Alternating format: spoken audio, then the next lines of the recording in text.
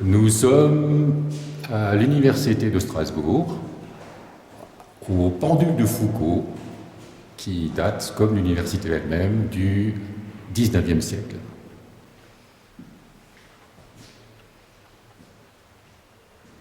Voilà l'objet, qui oscille très très légèrement pour l'instant. Le fil, qui est fixé à très grande hauteur au plafond de verre de l'Institut.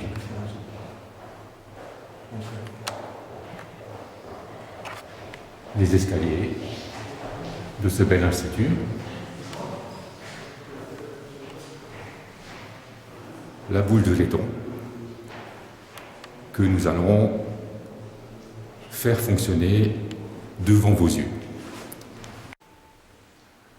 Nous voilà en position pour donner un élan au pendule avec le minimum d'effets indésirables.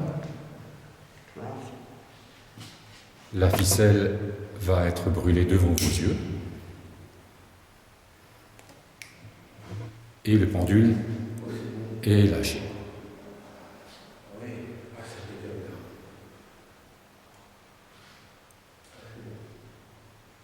Au sol, nous avons mis un repérage pour le plan d'oscillation. Le pendule vient d'être lancé et nous allons le filmer pendant une durée suffisante pour voir l'effet que nous cherchons à mettre en évidence. Il est 16h01. Le pendule va rester en oscillation pendant au moins une demi-heure. Et nous allons filmer d'un peu plus haut le plan d'oscillation. Nous voilà un étage plus haut, avec une vision plongeante. Le pendule oscille dans un plan repéré par la règle posée au sol. Et nous allons laisser la physique faire son œuvre. Il est 16h05.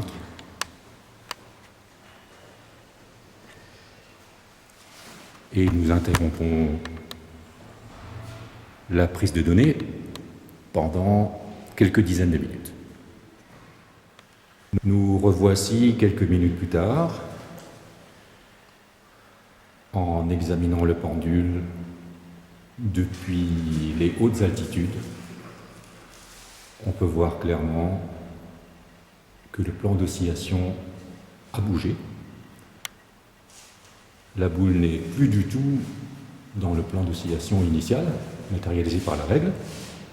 Il est 4h30.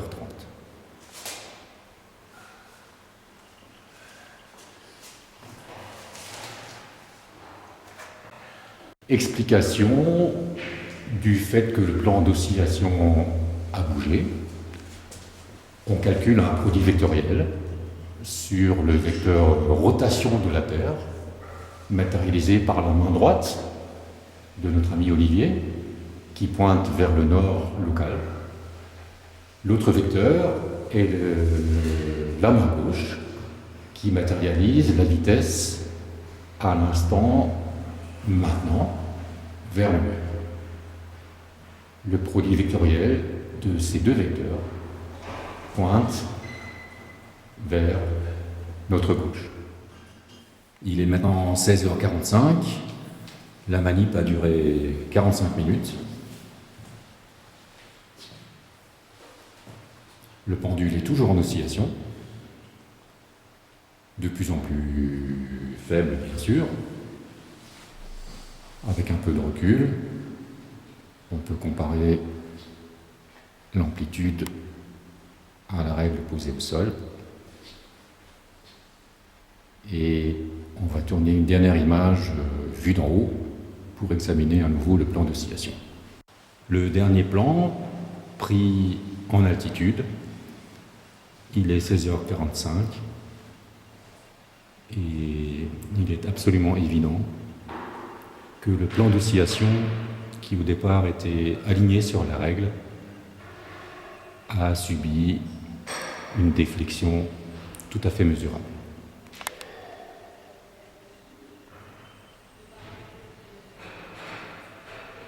Au plus près du pendule,